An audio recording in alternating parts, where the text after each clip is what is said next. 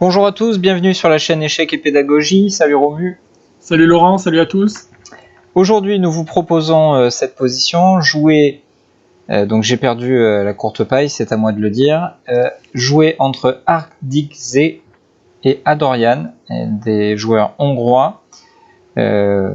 Pour aller au bout du jeu, ça s'est joué à Magyarország. Si jamais il y a un hongrois parmi nos followers, vous nous direz si c'est bien prononcé ou pas. Toujours est-il que vous avez les noirs dans cette position et vous devez trouver comment le grand maître hongrois a profité du signal très important que vous envoie cette position. Donc on espère d'une part que vous allez repérer ce signal et d'autre part que vous allez trouver la solution.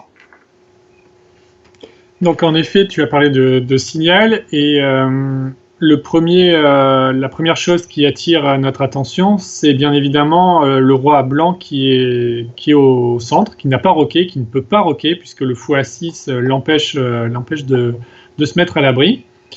Donc ça, c'est quand même quelque chose d'important. On est en milieu de jeu où il y a quand même toutes les pièces sur l'échiquier, donc c'est toujours embêtant de ne pas pouvoir roquer. Ensuite, la deuxième chose qui est aussi très affaiblissante pour le roi blanc, c'est l'avancée du pion en F3. Chaque fois que l'on avance le pion F, il faut toujours faire attention à l'affaiblissement du roi. Et là, cet exemple n'échappe pas à la règle, puisqu'on voit que la diagonale E1 H4 est affaiblie. Et donc ce sont des cases noires. Et on possède quand même deux pièces capables d'exploiter ce genre de choses, la dame C7 et le fou E7.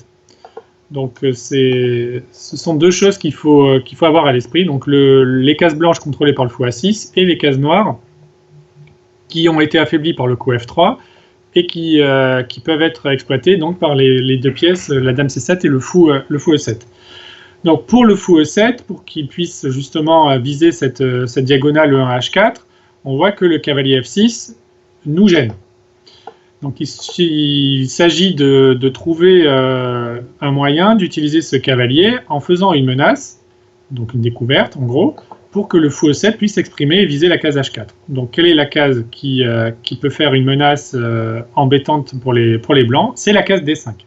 Donc après cavalier D5, qui est le coup qu'il fallait avoir trouvé, la dame est attaquée. Ok, donc les blancs finalement n'ont pas trop de choix, soit bouger la dame, soit prendre le cavalier, mais ça ne va pas changer grand chose à l'histoire. Alors partons du principe que les blancs vont prendre en D5. Dans la partie ils ont abandonné, mais s'ils avaient pris en D5, comment est-ce qu'on finit le travail? Donc maintenant qu'on a enlevé le cavalier, le fou peut aller sur la case H4, donc fou H4 échec. Le seul coup légal, c'est G3. Et là, on a parlé tout à l'heure que la dame C7 visait aussi les cases noires, et donc la case G3 est bien sûr une de ses cibles. Et donc là, on peut faire soit l'artiste en sacrifiant la dame, soit en étant plus pragmatique, on peut juste faire fou prend G3, mais on imagine que dans la partie, il aurait fait dame prend G3, parce que c'est pas tous les jours qu'on peut sacrifier la dame. Et donc dame prend G3 échec, puis on prend et fou prend, et un joli mat avec les deux fous. Le fou A6 s'occupe des cases blanches et le fou G3 des cases noires. Et on remercie la tour D1 et le cavalier D2 de bloquer leur propre roi aussi. Hein. Ouais, merci à eux.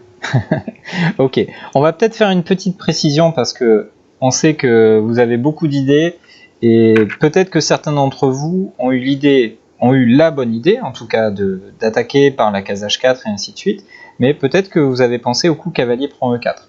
Alors Romu, est-ce que tu peux nous dire pourquoi dans cette version-là ça ne fonctionnait pas?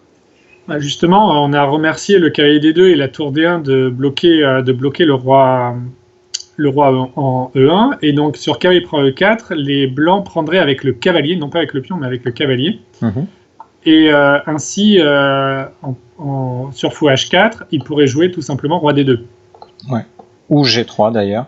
Ou G3 et avec la protection du cavalier. Voilà, et là le sacrifice ne marche plus, et il y a aussi la case D2, enfin, il y a beaucoup trop de choses qui font que là la combinaison ne marche pas. Voilà, on peut même encore trouver un autre argument, c'est que en acceptant le cavalier E4 par le pion, on libère l'action de la dame vers G3, et donc fou H4 ne marche pas non plus. En tout cas, fou H4 est possible, mais on ne peut plus sacrifier et faire. Donc il y avait cette fausse piste, cavalier prend E4, Ne vous découragez pas si jamais vous aviez trouvé ce coup cavalier prend E4 et que vous pensiez que ça fonctionnait. L'essentiel, c'est que vous aviez trouvé dans quelle direction il fallait chercher et quelle pouvait être la solution. Après, à force de progrès, à force d'écouter nos vidéos, on espère, et en tout cas de chercher des tactiques quotidiennement, vous allez finir par trouver les coups candidats les plus judicieux. En tout cas, le plus important, c'est de chercher dans la bonne direction, quelle que soit la position. Alors, merci Romu pour tes explications. Merci à toi.